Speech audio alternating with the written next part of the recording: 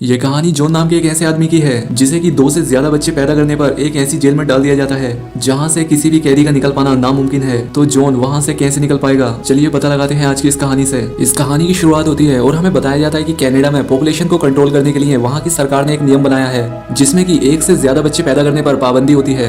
यानी कि अगर तुमने एक बच्चे को जन्म दे दिया है तब तुम दूसरे बच्चे को जन्म नहीं दे सकते, भले ही किसी का पहला बच्चा मर क्यों ना गया हो। खैर, अब इसके बाद सीन चेंज होता है और हमें एक कपल को दिखाया जाता है जो कि कनाडा के बॉर्डर को क्रॉस कर रहे होते हैं। अब क्योंकि ये लोग अपने दूसरे बच्चे को जन्म देने वाले थे जो कि कनाडा में तो अलाउ नहीं था, तभी इन लोगों को बॉर्डर पर एक सूचना दी जाती है कि सभी लोग अपना सामान लेकर इंस्पेक्शन ऑफिस तक आए। लेकिन अब जॉन की वाइफ वहां पर जाने से डर रही होती है। यहाँ पर उसने एक जैकेट भी पहन रखी होती है जिससे किसी को पता नहीं लग पा रहा था कि वो प्रेग्नेंट है। अब इसके बाद जब ये लोग ऑफिस में पहुंच जाते हैं तो ये यहाँ पर देखते हैं कि यहाँ पर एक लड़की को अरेस्ट किया जा रहा होता है क्योंकि ये सरकार के बनाए नियम को तोड़ रही थी और ये भी दूसरे बच्चे को जन्म देने वाली थी। और ये काम तो जॉन और उसकी वाइफ ने भी किया था। खैर, अब यहाँ पर इनकी चेकिंग होती है और ये यहाँ से जाने वाले होते हैं, लेकिन तभी एक सोल्जर की नजर जॉन की वाइफ पर पड़ जाती है और अब इससे ये लोग पकड़े जाते हैं। वहाँ पर चारों तरफ अलार्म बजने लगते हैं। यहाँ पर सभी सोल्जर इन्हें पकड़ने की कोशिश कर रहे होते हैं, लेकिन ये लोग सोल्जर को मारते हुए यहाँ का बॉर्डर क्रॉस करने में कामयाब हो जाते हैं। लेकिन क्योंकि वो सोल्जर अभी भी इनके पीछे थे, इसलिए जॉन अपनी वाइफ से कहता है कि वो आगे चली जाए और वो खुद पीछे रहकर इन सोल्जर्स को रोकेगा। और अब इसलिए जॉन की वाइफ बच जाती है, लेकिन जॉन को अरेस्ट कर लिया जाता है। अब इसके बाद सीन चेंज होता है और हमें जॉन को कैदियों के साथ दिखाया जाता है। उन सभी को एक ट्रक में बैठाकर फोर्ट्रेस ले जाया जा रहा था और फोर्ट्रेस एक खुफिया अंडरग्राउंड जेल होती है और इस जेल में कैदियों को मानसिक रूप से भी कैदी बनाया जाता था। यानी कि कोई भी कैदी इनके रूल्स के खिलाफ सोच भी नहीं सकता था। और कैदियों की सोच को कंट्रोल करने के लिए ये लोग अलग अलग टेक्नोलॉजी का इस्तेमाल कर रहे होते हैं और किसी भी कैदी का इस जेल में से किसी भी तरह से बचकर निकलना मुमकिन नहीं था।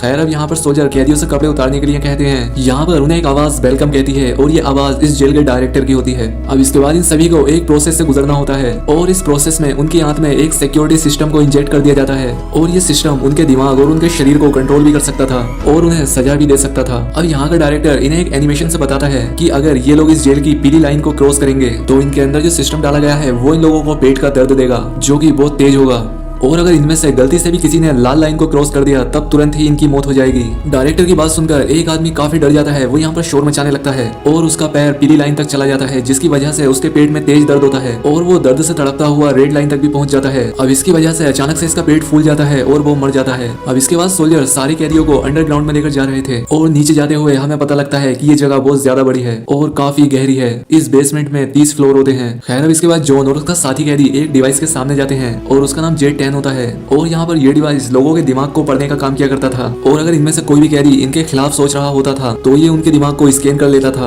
और अगर कोई भी ऐसा करते पकड़ा जाता था तो उसके पेट में वही फिर से तेज दर्द किया जाता था। खैर, अब इसके बाद ये डिवाइस उन्हें उनके रूम तक पहुंचा देती है। यहाँ पर उन्हें और भी लोग मिलते हैं। खैर, अब यहाँ पर सोने से पहले एक कैदी जॉन से कहता है कि तुम यहाँ पर सपने मत देखना। जब सभी कैदी सो जाते हैं तो फिर से वो डिवाइस इन सभी कैदियों के दिमाग को स्कैन करता है और वो पाता है कि यहाँ पर जॉन ख्वाब देख रहा होता है। जब वो मशीन जॉन के माइंड को रीड करती है तो उसे पता चलता है कि ये अपनी वाइफ का ख्वाब देख रहा है और ये ख्वाब उस डिवाइस से जुड़े कंप्यूटर के जरिए यहाँ का डायरेक्टर भी देख पा रहा था और ये देखकर वो डायरेक्टर उसी डिवाइस की मदद से जो कि जॉन के पेट के अंदर थी उसे फिर से पेट का दर्द देता है। जॉन को यहाँ पर काफी दर्द होता है और इससे वहाँ के सभी कैदी जाग जाते हैं। अब इसके बाद यहाँ पर उन्हें डायरेक्टर की आवाज सुनाई देती है जो कि बता रहा था कि यहाँ पर ख्वाब देखना मना है। खैर, अब अगले दिन हमें सभी कैदियों को एक कंस्ट्रक्शन साइट पर दिखाया जाता है जहाँ पर उन्हें काम करने के लिए लाया गया था। अब यहाँ पर एक कैदी जॉन के साथी कैदी जिसका नाम नीनो था उसे परेशान कर रहा था। इसके बाद जॉन जाता है और अपने साथी नैनो को उस कैदी से बचाता है और अब इससे उन दोनों के बीच काफी लड़ाई होने लगती है और इस फाइट की वजह से ही हमें उन तीनों यानी कि जॉन, नीनो और उस कैदी को एक बहुत ही छोटे से लेजर जेल के अंदर देखते हैं। यहाँ पर इन लोगों से पता किया जा रहा था कि लड़ाई पहले किसने शुरू की और लड़ाई की वजह क्या थी, लेकिन यहाँ पर नैनो बताने से डर रहा होता है क्योंकि वो साथ का कैदी उससे कह रहा होता है कि अगर तुमने इन्हें बता दिया तो तुम्हारे साथ बहुत ही बुरा बर्ताव किया जाएगा। यहाँ पर जॉन नीनो को बचाने के लिए कह देता है कि लड़ाई मैंने ही शुरू की थी। अब इसके बाद जॉन को उनके डायरेक्टर के पास लेकर जाया जाता है। यहाँ पर वो डायरेक्टर जॉन को कंप्यूटर पर दिखाता है कि उसकी वाइफ को भी पकड़ लिया गया है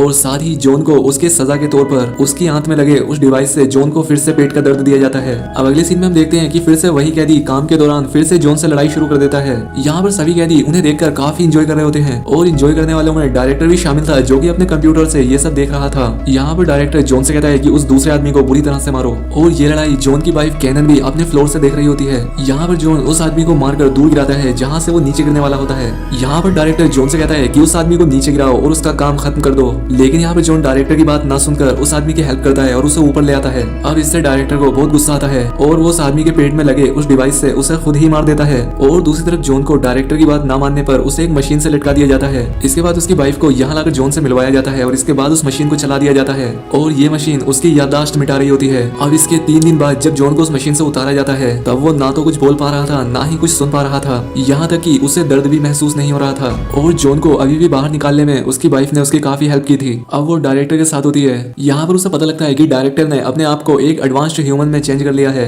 यानी कि ना ही वो पूरी तरह से रोबोट है और ना ही पूरी तरह से इंसान। ना ही उसे कभी भूख लगेगी और ना ही कभी उसे नींद आएगी। वो यहाँ पर कैरन से कहता है कि इस जेल में जितने भी बच्चे पैदा होंगे उन्हें भी एडवांस्ड ह्यूमन में बदल दिया जाएगा और इससे बढ़ती आबादी की समस्या को रोका जा सकता है। दूसरी तरफ 4 महीने बीत जाते हैं और जॉन को दिखाया जाता है वो अभी भी पूरी तरह से ठीक नहीं हो पाया था। जॉन का साथी कैदी जिसका नाम अब्राहम होता है वो उसे नॉर्मल करने की काफी कोशिश करता है।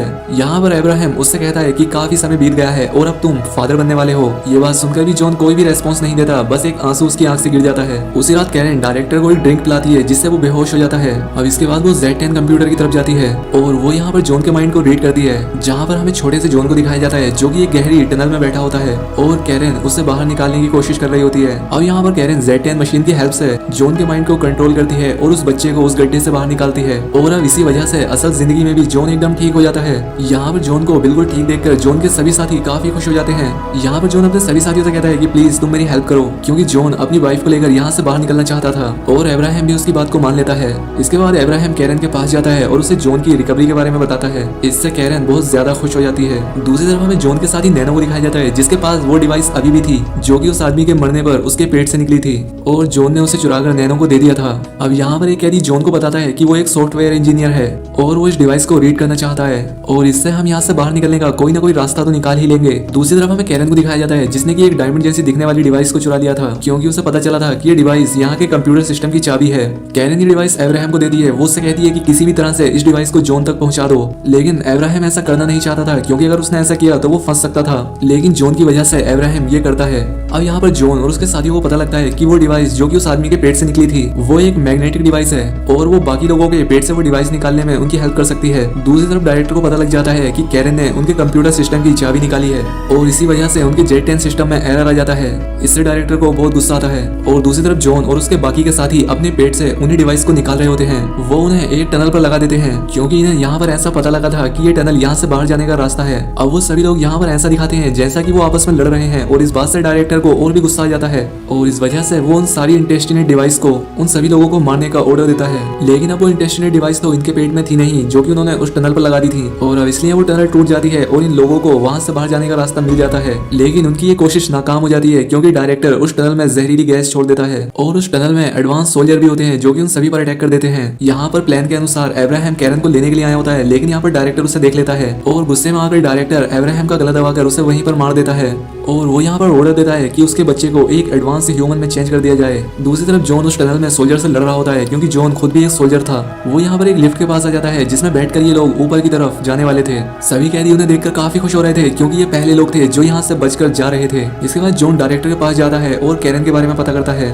और यहाँ पर जॉन अपनी वाइफ कैरन को कंप्यूटर स्क्रीन पर देख लेता है जहाँ पर उसके बेबी को एडवांस ह्यूमन बनाने की तैयारी की जा रही थी। यहाँ पर जॉन डायरेक्टर से कहता है कि ये सब बंद कर दो, लेकिन वो ऐसा नहीं कर सकता था क्योंकि Z10 system out of control हो गया था। अब यहाँ पर जॉन डायरेक्टर को मारकर मेडिकल रूम का इलेक्ट्रिसिटी सिस्टम को डिस्ट्रॉय कर देता है और उसके ऐसा करने पर यहाँ के सिक्योरिटी सिस्टम में कुछ खराबी आ जाती है। अब सभी लोग जेल से बाहर भागने लगते हैं और जॉन भी अपनी वाइफ और नैनो को लेकर वहाँ से बाहर आ जाता है। इसके बाद ये लोग जेल का ही ट्रक लेकर वहाँ से काफी दूर चले जाते हैं, लेकिन बहुत जल्द ही Z10 का कंप्यूटर सिस्टम ठीक हो जाता है और जो ट्रक लेकर ये भाग रहे होते हैं वो भी Z10 के सिस्टम से कंट्रोल हो जाता है और इसीलिए अब वो ट्रक के कैमरा से देखकर उन्हें शूट करने लगते हैं जिससे कि नैनो वहीं पर मारा जाता है। लेकिन यहाँ पर जॉन अपनी मशीन गन उठाकर उस ट्रक पर शूट करने लगता है और इससे वो ट्रक आउट ऑफ कंट्रोल होकर उस शेड के अंदर आ जाती है जहाँ पर कैरन होती है। वो वहाँ पर ब्लास्ट हो जाता है।